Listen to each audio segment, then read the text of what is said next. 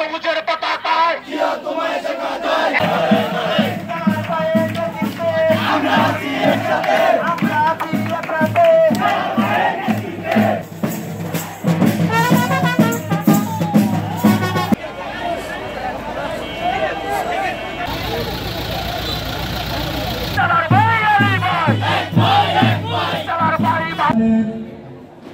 সহযোদ্ধা সভাপতি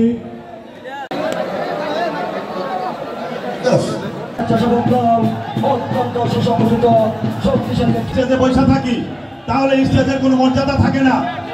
আমরা মুরাপাড়া ইউনিয়ন স্বেচ্ছাসেবক দলের আজকের কর্মী সম্মেলনে আমরা সবাই একত্রিত হয়েছি এবং রাজপথে এই আওয়ামী লীগের ফ্যাসিস্ট হাসিনা সরকারের 17 বছর আমরা রাজপথে ছিলাম।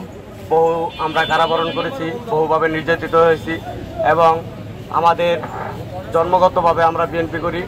আমরা মতিন চৌধুরীর সাবেক স্থায়ী কমিটির সদস্য প্রয়াত আব্দুল মতিন চৌধুরী, উনি আমাদের গার্জিয়ান ছিলেন। এখন বর্তমান গার্জিয়ান আমাদের বীর মুক্তিযোদ্ধা রণাঙ্গনের কাজী মনিরুজ্জামান মনির কাকা। এই সাহস মানুষের মানে বিএনপির নামই তো বলতে পারতো না।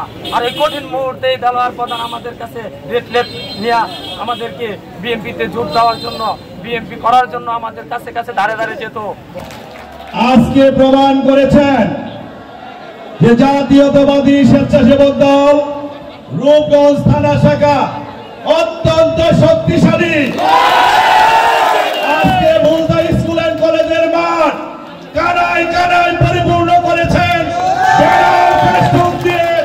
আপনারা প্রমাণ করেছেন জাতীয়তাবাদী স্বেচ্ছাসেবক দল রফিক এবং আলীর নেতৃত্বে রূপগঞ্জ থানা স্বেচ্ছাসেবক দল অত্যন্ত শক্তিশালী এবং যে উচ্ছ্বাস আপনারা দেখিয়েছেন, আমি মনে করি স্বেচ্ছাসেবক দল নারায়ণগঞ্জ জেলার মধ্যে রূপগঞ্জ উপজেলা একটি মডেল সংগঠন হিসাবে আপনারা এই বৈরী আবহাওয়ার পরিবেশের মধ্যে আজকে প্রমাণ করেছেন যে নারায়ণগঞ্জে যে 9টা স্বেচ্ছাসেবক দলের ইউনিট আছে, এই ইউনিটের মধ্যে রূপগঞ্জ থানা শাখা একটা অত্যন্ত শক্তিশালী